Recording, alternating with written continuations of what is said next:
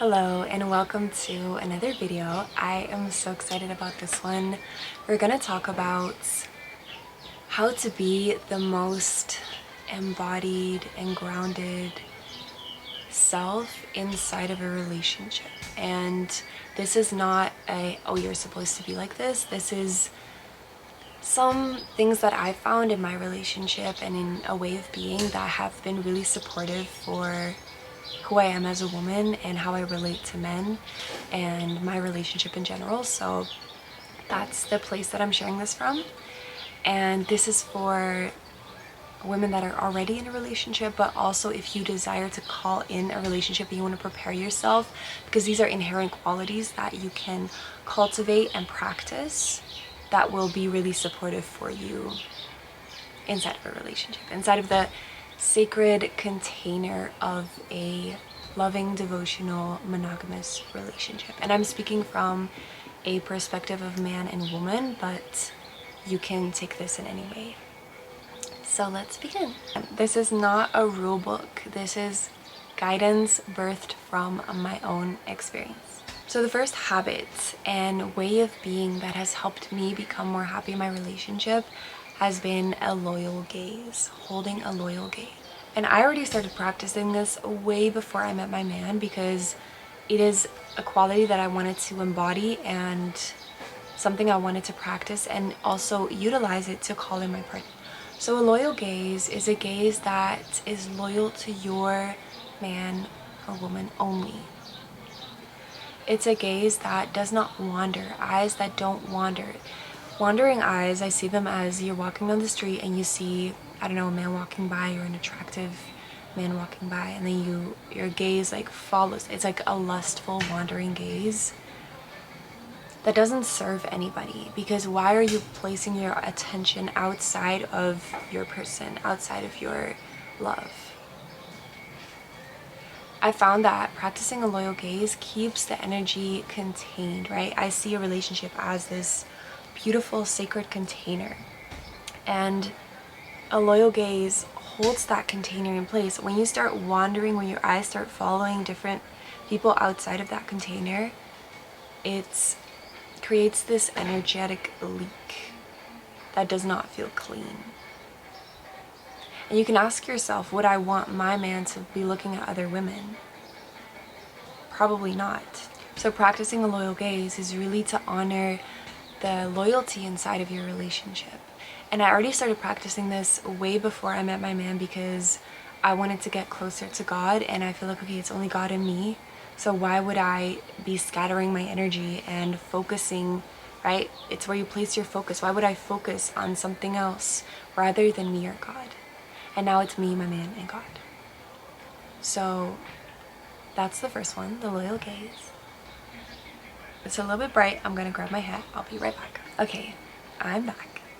The second one is talking to God first. So this has been so helpful for me whenever I felt any feelings of conflict towards my man, where it was either discontentment or some sort of anger that I knew was mine that I placed on him, where I would talk to God first and it would immediately resolve the conflict. So what I mean by this is, let me think of an example. For example, you have a small disagreement. His opinion is a bit different than yours, and it may set you off a little, it may trigger you a little, you may start thinking about it a little bit, and then instead of immediately bringing it to him out of a place of reaction, you talk to God about it first. And why this is so important is because inside of your relationship you have expectations and hopes, right? If there's conflict, you want it to get better. You want them to still love you and accept you and appreciate you, and they want the same for you. So that plays into the way that you interact with each other. That plays into the way that you talk about what's on your heart. God loves you unconditionally. God loves you so deeply, and he is so non-judgmental. When we talk to humans, there's always this part of us scared to be judged. Whether it's from a biological ancestral perspective, is okay, if we're not fully accepted, we will die, or a bit less subconscious than that. When we talk to God, we can fully express the wholeness of our heart. We don't have to be afraid to be judged. We don't have to be afraid to be loved any less.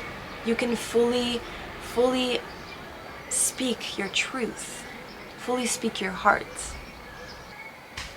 And it's beautiful if you're able to speak from your heart and from your truth to your partner, to your beloved. But I do feel like there's always these small underlying elements of yourself or your heart trying to protect the relationship. And when it's with God, you know there is zero judgment. There's only love. There's only so much deep unconditional love, and you can truly speak your heart. And 9 out of the 10 times when you talk to God first, the conflict already resolves itself. Because a lot of times, at least in my experience, it was very like from my side only. Any feelings I had towards him or towards a thing, it's my own feelings. It doesn't have much to do with him per se. Like, it's very mine. And when you feel that, it's so good to talk to God first. Third is super important. This comes after talking to God. It's healthy relating. It's healthy communication. So when there's anything that needs to be communicated, I always recommend taking the time you need first, because you really don't want to communicate from a place of reaction, because it clouds your judgments, it clouds your being, it clouds your emotions. Take the time you need, process, talk to God, and then communicate.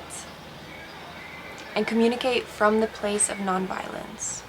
A lot of times when there's conflict, we tend to project outward. You did this. You made me feel that way. We place a cause onto the other person to make ourselves feel innocent. When you do this, it only places burdens and weights on them, and it doesn't actually resolve the conflict. I found in relationship to have this conversation around communication is so important, in communicating from a place of your heart and from keeping it yours. Keeping it factual, right? This is nonviolent communication. You state what happened. This is what happened. It's not subjective, it's objective. It's not, oh, you didn't do this or you didn't do that, or accusation and blaming. It's really, this is what happened. You said this thing. That made me feel sad. That made me feel angry. That made me feel... We want to keep the feeling ourselves too, right? If we say, oh, that made me feel judged, you are judging me. Again, pointing fingers.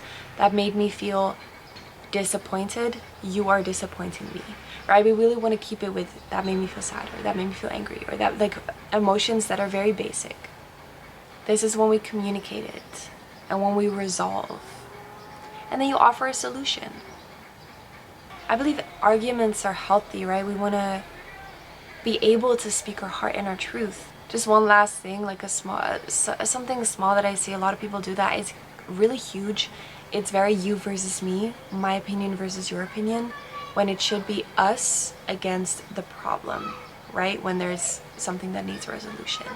Number 4, this one is my favorite, and I think it's so important. Gratitude and appreciation. Be grateful towards your love. Be appreciative. Men really value appreciation. And you don't have to throw them a party for opening the door for you or anything like that. But it's really about being grateful, saying thank you, showing your appreciation through communicating how you feel about it. And this isn't just in relationship, but this is just to anything. Be grateful. A grateful woman glows. A grateful woman shines. A grateful woman is a divine woman. You can immediately see someone's beauty by how grateful they are. Because gratitude is such a beautiful quality to embody and to cultivate more of. And not the service level, oh yeah, I'm grateful for this, I'm grateful for that. No, like actually feeling gratitude in your bones, in your body, in the soles of your feet, in the core of your heart, in the center of your center. True gratitude, true awe of, this is the life that I'm living, this is the man that I'm with, this is so beautiful. True gratitude is so important.